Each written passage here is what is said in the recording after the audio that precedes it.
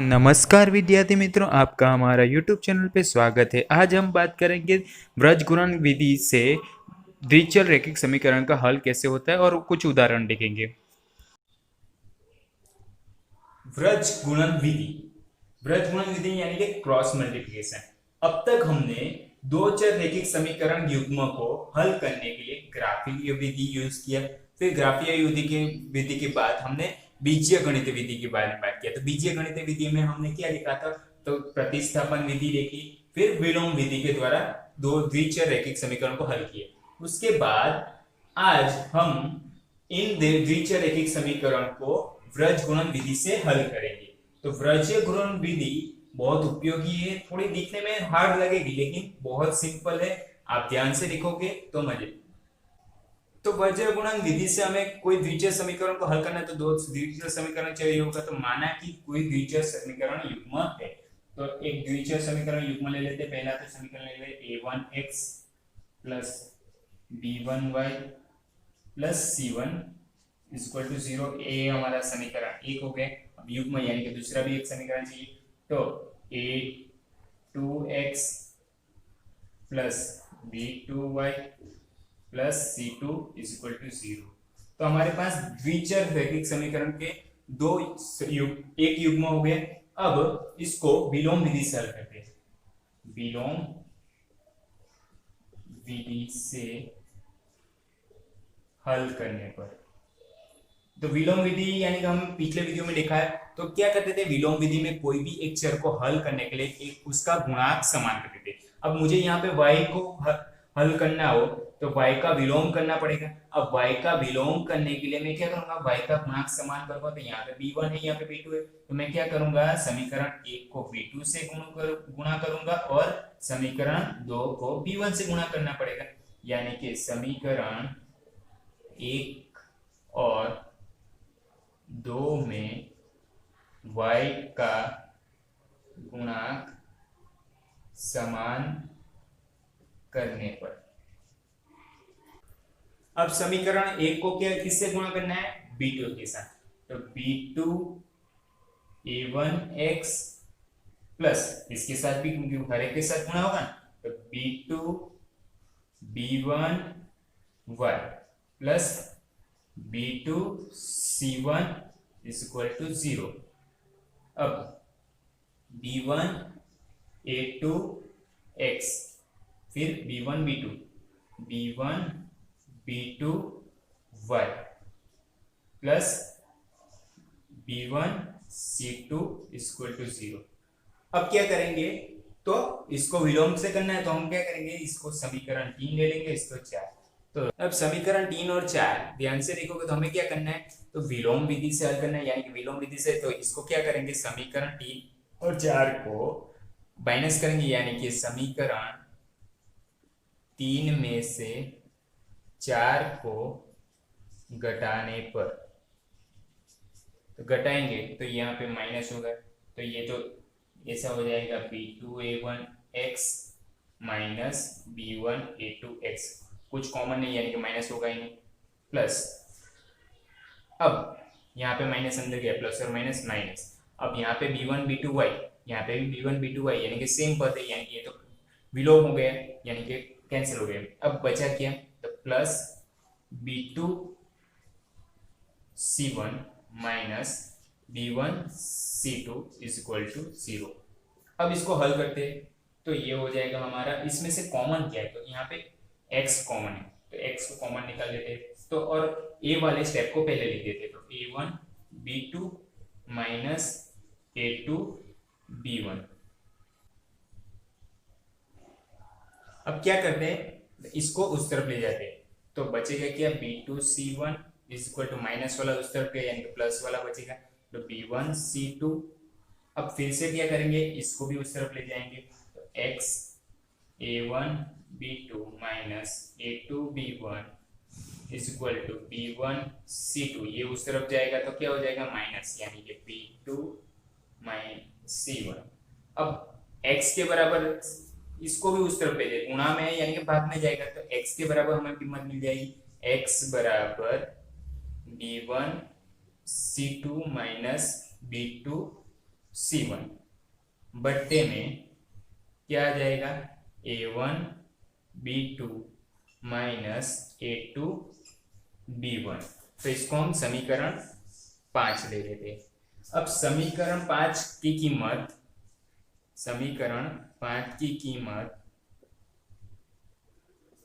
समीकरण एक या दो में कोई भी एक में रख देंगे।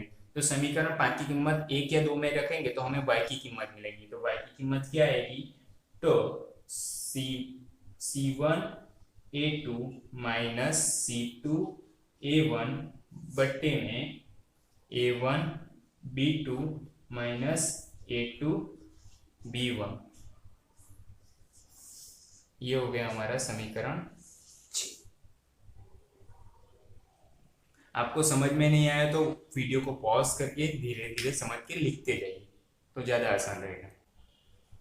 तो हमारा समीकरण 5 क्या है, तो B1 C2 minus B2 C1 बट्टे में A1 B2 minus A2 B1, जहां पे A1 into B2 minus A2 B1 not equal to 0, और y में भी क्या आया, तो C1 A2 minus C2 A1 बट्टे में A1 B2 minus A2 B1 not equal to 0, ये भी होना चाहिए। तो यहाँ पे क्या देखा हमने, तो नीचे का 0 नहीं होगा तो क्या होगा, तो नीचे का 0 नहीं होगा तभी ये समीकरण x और y की कीमत भी 0 नहीं होगी या अनंत नहीं होगी। तो अब बात करें तो यहाँ पे दोनों का ध्यान से नीचे का भाग देखो, यानी कि हर देखो तो सेम है। तो समीकरण 5 को मैं ऐसे लिख सकता हूं क्या, कि x बट्टे, इसको नीचे बट्टे 1 लिखना तो कोई फर्क नहीं पड़ेगा, तो ये नीचे आ जाएगा, क्रॉस मल्टीप्लिकेशन होगा तो B1 C2 minus B2 C1 बराबर, अब इस तरफ 1 जाएगा x, तो क्या हो जाएगा 1 बट्टे A1 B2 minus A2 B1। ध्यान से लिखोगे तो ये सेम ही होगा। अब इसको भी मैं ऐसे लिख सकता हूं, इसकी जगह 1 लिखा तो ये यहाँ पे चला जाएगा, ये यहाँ पे और ये यहाँ पे, और तो y is equal to C1 A2 minus C2 A1 is equal to, इस तरफ क्या हो जाएगा 1 बट्टे A1 B2 minus A2 B1। तो यहाँ पे x, इसकी कीमत क्या आ रही है, तो 1 अपन A1 B2 minus A2 B1, और इसकी भी कीमत क्या आ रही है 1 अपन A1 B2 minus A2 B1। तो y की कीमत, इसकी कीमत सेम है, इसकी भी कीमत सेम है, तो मैं ये कह सकता हूँ कि ये दोनों भी सेम है और ये दोनों की कीमत भी सेम है, यानी कि तीनों सेम है। तो मैं ऐसे लिख सकता हूँ x बट्टे B1 C2 minus B2 C1 is equal to y upon कितना है C1 A2 minus C2 A1 equal to कितना आएगा 1 upon A1 B2 minus A2 B1। तो इन तीनों की वैल्यू सेम है। अब इसी विधि को व्रज गुणन विधि कहते हैं, यानी कि क्रॉस मल्टीप्लिकेशन विधि होता है। तो इस विधि से x और y की कीमत निकाल सकते हैं हम। इस समीकरण से क्या निकाल सकते हैं, x और y की कीमत निकाल सकते हैं। और जरूरी कंडीशन क्या है, जब A1 B2 minus A2 B1 not equal to 0 हो। तो अब इसको याद रखने के हम आकृति बनाते हैं, यानी कि डायग्राम बनाते हैं, जो याद रखने के लिए बहुत जरूरी है, आपको याद रह जाएगा, तुरंत याद रह जाएगा। तो याद रखने के लिए तो पहले क्या करेंगे, x y और 1 है तो लिख लेंगे x y 1 लिख दिया। अब क्या है, तो पहले याद रखना है कि B1 लिखना है, उसके नीचे B2 लिखना है, उसी तरह x और y के बीच में C1 C2 लिखना है। उसी तरह यहाँ पे y और 1 के बीच में A1 A2 लिखना है और लास्ट में B1 B2 ही लिखना है, B1 B2। अब क्या करना है तो ध्यान से देखो, तो x बट्टे में अब ये यहां से गुणेगा तो B1 C2 minus B2 C1, याद रह जा रहा है ना, आकृति ध्यान से देखो वही आ रहा है। फिर इक्वल टू लिख देना है y बट्टे ये इसके साथ गुणा C1 A2 minus C2 A1, बहुत इजी है ना। अब देखो 1 बट्टे में A1 into B2 minus A2 B1। तो इस तरीके से हम x और y की कीमत निकाल सकते हैं और ये हमारा व्रज गुणन विधि का समीकरण हो गया। कंडीशन कौन सी है, A1 B2 minus A2 B1 not equal to 0 हो तब। अब हमारे पास द्विचर रैखिक समीकरण युग्म A1x plus B1y plus C1 is equal to 0 और A2x plus B2y plus C2 is equal to 0 के हल निकालने के लिए हमारे पास x और y का हल निकालने के लिए एक कौन सा व्रज गुणन विधि से एक हल निकल सकता है x और y का। तो हमें एक समीकरण मिल गया x बटे B1 C2 minus B2 C1 is equal to y upon C1 A2 minus C2 A1 is equal to 1 upon A1 B2 minus A2 B1। अब ये कब कंडीशन दी थी उसकी क्या थी, तो A1 B2 minus A2 B1 not equal to 0 हो तब। अब स्थिति 1 हो गई हमारी, तो स्थिति 1 क्या है, तो A1 B2 minus A2 B1 not equal to 0 हो तो एक हमारी कौन सी हो गई, तो A1 B2 minus A2 B1 not equal to 0। इसका मतलब ये हुआ ये दोनों माइनस करने पर 0 नहीं है, तो इन दोनों की कीमत भी सेम नहीं होगी। यानी कि मैं ऐसे भी लिख सकता हूं A1 B2 not equal to A2 B1, तभी ये 0 नहीं हो गए। अब इसको मैं ऐसे भी लिख सकता हूं A1 और इस तरफ ले आऊं तो A2 not equal to B1 तो था और B2 को इस तरफ लाओ तो B2। तो ये हमारा केस 1 हो गया। तो इसमें अद्वितीय हल प्राप्त होते जब द्विचर रैखिक समीकरण में A1 बट्टे A2 not equal to B1 बट्टे B2 हो तो कितने हल प्राप्त हो गए, तो अद्वितीय हल प्राप्त होते हैं। अब ये तो हमारी A1 B2 minus A2 B1 not equal to 0 था तब ये शर्त थी। अब A1 B2 minus A2 B1 equal to 0 हो जाए तो क्या होगा, यानी कि स्थिति 2 की। तो स्थिति 2 में क्या बोला है कि जब A1 B2 minus A2 B1 0 हो जाए। 0 कब होगा, जब दोनों की कीमत सेम होगी। यानी कि मैं ऐसे लिख सकता हूं A1 B2 equal to A2 B1। अब इसको इस तरफ ले आते हैं तो A1 बट्टे A2 इक्वल टू B1 बट्टे B2। अब इसके बराबर k मान लेते हैं, तो k मानने पर ये थोड़ा समीकरण याद रखना। तो मैं ऐसे भी लिख सकता हूं A1 equal to k A2 सिर्फ इतना ही भाग लो, A1 बटे A2 equal to k low, A1 बटे A2 इक्वल टू k लो। तो इसका मतलब हो जाएगा A1 इज इक्वल टू क्या हो जाएगा K2 और B1 बटे B2 इक्वल टू k लो तो किसका क्या हो जाएगा, तो B1 equal to k B2। अब इसको समीकरण 1 में रखने पर समीकरण 1 में A1 और b1 की कीमत रखने पर, a1 और b1 की कीमत किसमें, समीकरण एक में रखने पर। समीकरण एक हमारा कौन सा है, तो a1 x, तो a1 की कीमत कितनी है, k a2 plus b1 y, तो b1 की कीमत कितनी है, k b2 y plus c1 is equal to 0। तो इसमें से कॉमन क्या निकलेगा, तो k, तो k a2x plus b2y plus c1 is equal to 0।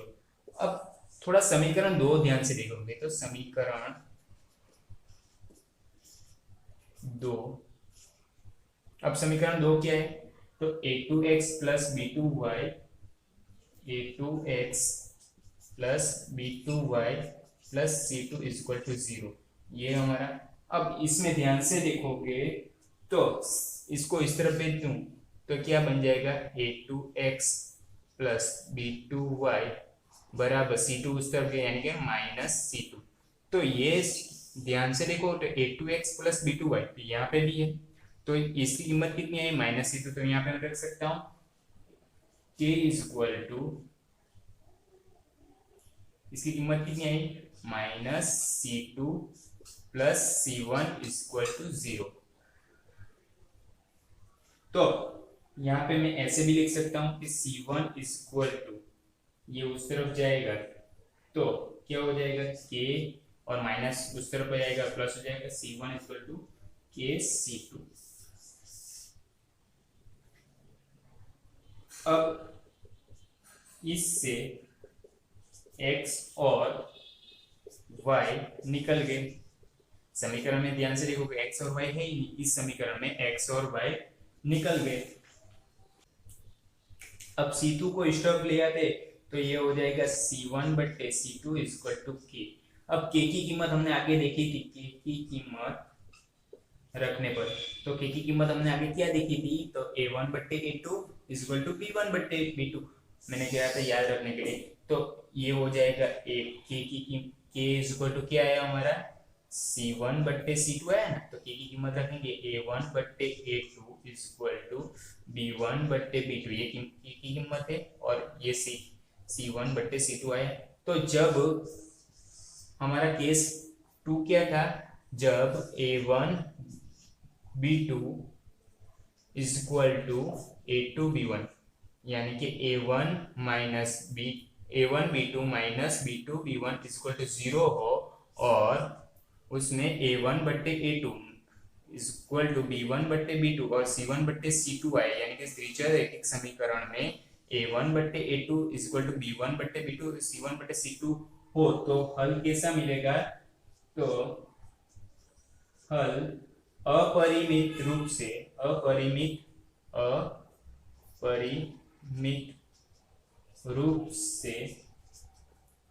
अनेक हल मिलेंगे। हमने ये रीत ग्राफीय विधि में भी देखी है। तो अभी हमने क्या देखा कि c1 is equal to k c2, यानी कि c1 बट्टे c2 is equal to k। तो इस कंडीशन में x और y की कीमत समीकरण एक के लिए संतुष्ट है, तो समीकरण दो के लिए भी संतुष्ट होगी। लेकिन C1 नॉट इक्वल टू के C2 हो गया, ये तो इक्वल टू उठा तब x और y के लिए समीकरण एक के लिए संतुष्ट हो तो दो के लिए भी संतुष्ट होता था, लेकिन नॉट इक्वल टू हो गया तो इसका मतलब हुआ C1 बट्टे C2 not equal to k। तो इस कंडीशन में क्या होगा, समीकरण एक के लिए x और y की कीमत संतुष्ट होगी वो समीकरण 2 के लिए संतुष्ट नहीं होगी। इसलिए अब इसमें क्या था, तो a1 बट्टे a2 इक्वल टू b1 बट्टे b2 इक्वल टू c1 बट्टे c2 था। तो इसका मतलब क्या होगा, इस कंडीशन में इसका मतलब ये होगा कि a1 बट्टे b2 इक्वल टू b1 बट्टे b2, लेकिन c की कीमत नॉट इक्वल टू हो रही है, यानी कि नॉट इक्वल टू c1 बट्टे c2। तो इस तरह की कंडीशन आए जब द्वितीय रैखिक समीकरण युग्म में, तो कोई भी हल नहीं मिलेगा। आपको थोड़ा कंफ्यूजन हो रहा होगा, तो आप उदाहरण देखेंगे तो बहुत आसान रह जाएगा ये।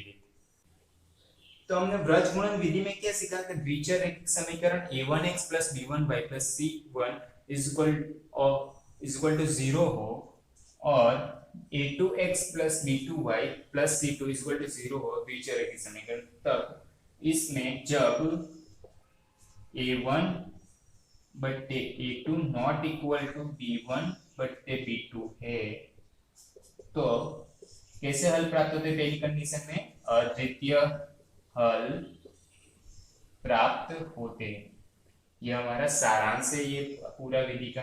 फिर हमने क्या लिखा केस 2 में, तो a1 बट्टे a2 इक्वल टू b1 बट्टे b2, जब इसके लिए a1 बट्टे a2 इक्वल टू b1 बट्टे b2 इक्वल टू c1 बट्टे c2 होए, तो अपरिमित रूप से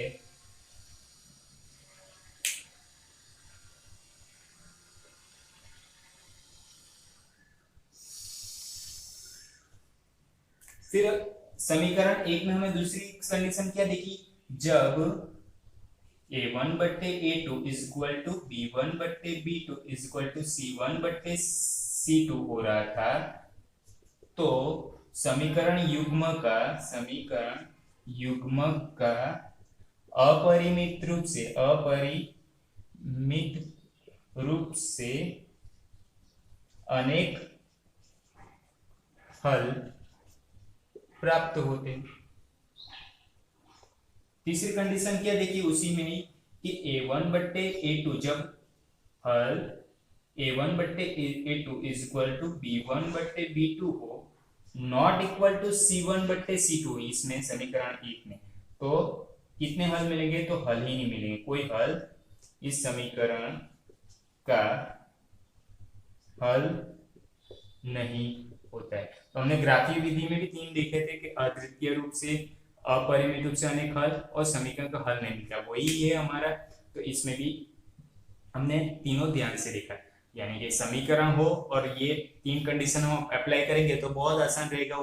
उदाहरण 14, बेंगलोर के एक बस स्टैंड से यदि हम 2 टिकट मल्लेश्वर के तथा 3 टिकट यशवंतपुर के खरीदे तो कुल लागत 46 रुपए है, परंतु यदि 3 टिकट मल्लेश्वर के और 5 टिकट यशवंतपुर के खरीदने पर लागत 74 रुपए है, तो बस स्टैंड के मल्लेश्वर का किराया तथा यशवंतपुर का किराया ज्ञात कीजिए।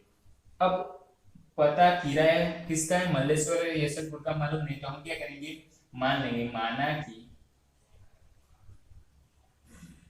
बस स्टैंड से मल्लेश्वर का किराया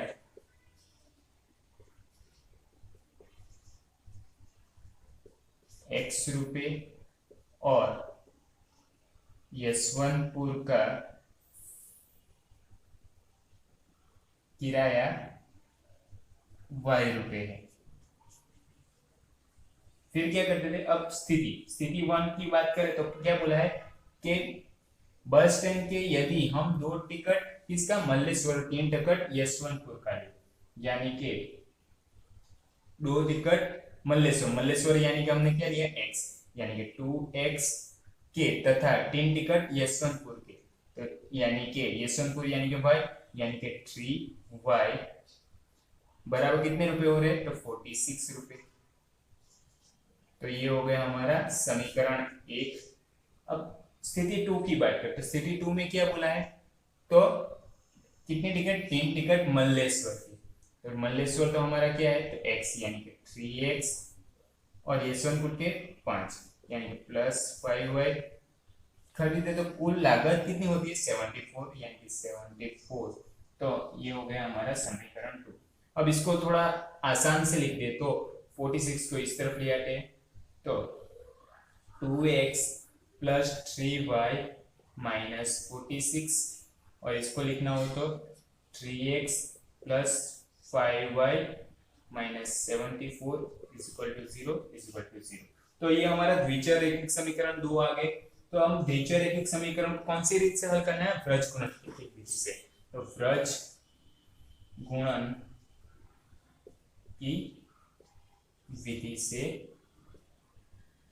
हल करने पर, तो व्रज गुणन की विधि का हल करने पर सूत्र क्या था हमारा, तो हम कैसे लिखते थे, x याद करने के लिए y, फिर क्या लिखते थे 1, फिर यहाँ पे क्या लिखते थे b1 b2, इस तरफ b1 b2, फिर इस तरफ क्या लिखते थे बीच में c1 c2 और a1 a2, यानी कि x बट्टे क्या हो जाएगा b1 c2 minus b2 c1। तो व्रज गुणन विधि का सूत्र हमने लिख दिया, याद करने के लिए हमने ऐसे ही याद किया था। तो यही सूत्र के अनुसार हम b1 b2, तो हमारा b1 b2 यहाँ पे क्या हो जाएगा, b1 ये b2 हो जाएगा, ये a1 a2 हो जाएगा, c1 c2 हो जाएगा। तो हमारा b1 b2, b1 कितना है, तो यहाँ पे लिख देंगे b1 की जगह 3, b2 कितना है, तो b2 की जगह 5। अब यहाँ पे c1 c2, तो c1 कितना है 46, तो यहाँ पे c1 46 -46 यानी कि माइनस लिखना जरूरी है, c2 कितना है तो -74, फिर a1 a2, तो हमारा a1 कितना है 2, a2 कितना है 3, और यहाँ पे b1 b2 यानी कि 3 5। अब क्या करना है, तो x बट्टे गुणा करना है, तो x बट्टे कितना हो जाएगा, तो 3 गुणा -74 इंटू -74, फिर -5 इंटू कितना हो जाएगा -46 = y बट्टे इनका गुणा हो जाएगा -46 इंटू 3 -2 इंटू 74 = 1 बट्टे 1 का बाकी है ना अभी, तो 2 इंटू 5 -3 इंटू 3। अब इसका गुणा करेंगे तो आंसर आएगा x बट्टे इसका गुणा करेंगे तो 222 -222 अब इन दोनों का गुणा करें 46 गुणा 5 यानी कि 230, लेकिन माइनस है यानी कि -230 और -230 माइनस माइनस प्लस हो जाएगा बराबर y = अब 46 गुणा 3 कितना हो जाएगा 138, और बड़ी चिन्ह कौन सा है माइनस का। अब इस तरफ 2 गुणा 74 तो कितना आएगा 148, और चिन्ह कौन सा है यहाँ पे माइनस है और यहाँ पे भी माइनस, माइनस माइनस प्लस हो जाएगा बराबर 1 बट्टे 5 2 10 -9। तो इसको थोड़ा हल करेंगे तो x बट्टे प्लस और माइनस माइनस होगा, तो 230 में से 222 गया है 8 और बड़ी संख्या का चिन्ह यानी प्लस ही रहेगा। अब y की बात करें तो y बट्टे 138 और 148 तो कितना हो जाएगा, तो यहाँ पे बड़ी संख्या प्लस और माइनस माइनस होगा और बड़ी संख्या का चिन्ह यानी कि y बट्टे 10 और 10 में से 9 गए 1, तो हमारे पास क्या है x बट्टे 8 = y बट्टे 10 = 1 बट्टे 1। अब क्या करेंगे, पहले के साथ लास्ट ले लेंगे और दूसरे के साथ लास्ट लेंगे, तो अर्थात x बट्टे 8 = 1/1, तो यहाँ पे x बराबर कितना हो जाएगा, तो 8 हो जाएगा क्योंकि 1/1 1 ही होता है और 8 को इस तरफ भेजेंगे तो वो या क्रॉस मल्टीप्लिकेशन कर दो तो भी x बराबर कितना आया 8। अब उसी तरफ y बराबर y बट्टे 10 is equal to 1/1 cross multiplication करो तो y इज इक्वल टू 10 हो जाएगा। तो x की कीमत 8 और y की कीमत 10। तो x क्या था हमारा, तो बस 10 से मल्लेश्वर की दूरी, मल्लेश्वर का किराया x बराबर 8 रुपये और बस 10 से यशवंतपुर का किराया y था तो y बराबर 10 रुपये। आप x और y की कीमत समीकरण में रख के समीकरण संतुष्ट होता है वो भी चेक कर सकते हैं। उदाहरण 15, p के किन मानों के लिए निम्न समीकरण के युग्म के हल एक अद्वितीय हल है। हमें समीकरण दिया है 4x plus P Y plus 8 is equal to 0। इसको समीकरण 1 ले लेते हैं। 2x plus 2y plus 2 is equal to 0, ये समीकरण 2। हमें दो समीकरण रैखिक समीकरण दिए। अब बोला है कि कौन सा एक अद्वितीय हल। तो हमने कौन सी विधि देखी थी लास्ट टाइम, तो हमने व्रजगुणन विधि में हमने लिखा था अद्वितीय हल के लिए a1 बट्टे a2 not equal to b1 बट्टे b2 होना चाहिए। तो अब देखते हैं, तो हमारा ये हो जाएगा, इसको a1 a2 b1 b2 c1 c2। अब हमें जरूरत है अभी a1 बट्टे a2, तो a1 बट्टे a2 4/2 not equal to b1 बट्टे b2। b1 कितना है, तो हमारा तो b y के साथ गुणा तो p है यानी कि p। अब b2 की बात करें तो b2 यानी कि y का गुणनखंड तो कितना है 2। अब इसका मतलब ये हुआ, ऐसे देखो तो हर समान है यानी कि p इक्वल टू कितना हो जाएगा, p नॉट इक्वल टू 4 हो जाएगा क्योंकि दो कैंसिल हो जाएगा दोनों तरफ, तो p नॉट इक्वल टू 4। तो अंत हम कह सकते हैं कि 4 के अतिरिक्त यानी कि 4 के सिवा अतिरिक्त p के प्रत्येक मान के लिए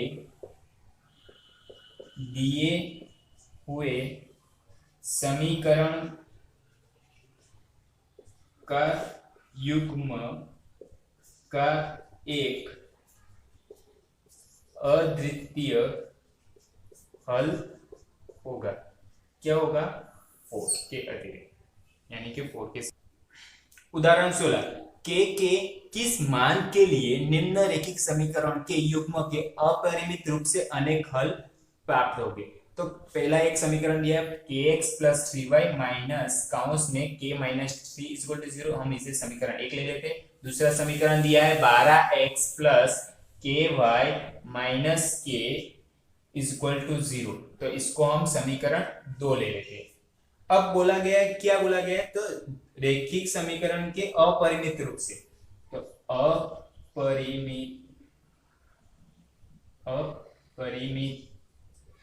रूप से अनेक हल के लिए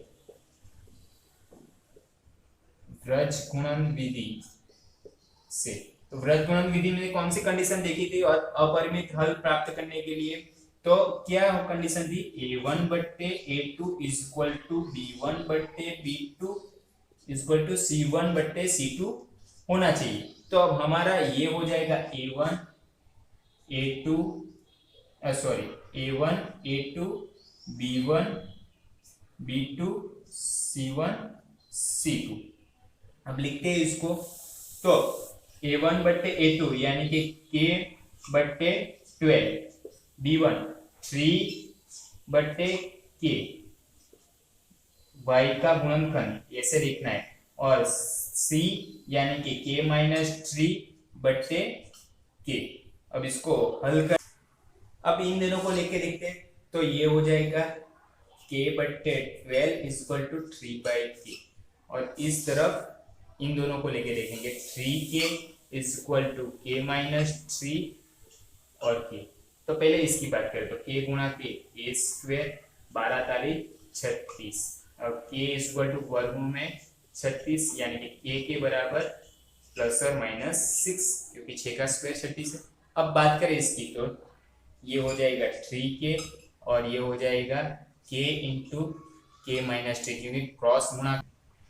एक काम करते हैं, अब इसको अंदर गुणा करते हैं तो के स्क्वायर माइनस 3k और ये 3k था, 3k को इस तरफ ले जाओ, ये इस तरफ ले आओ, इसको ये इस तरफ ले आएंगे तो के square equal to 3k minus 3k तो के square equal to 3 plus 6k।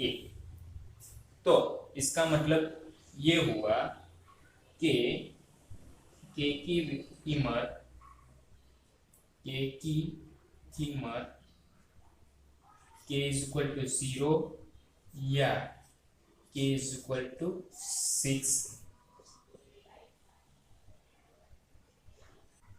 अब इन दोनों समीकरण में k की कीमत रखने पर 0 और 6 तो k इज इक्वल टू 6 दोनों समीकरण को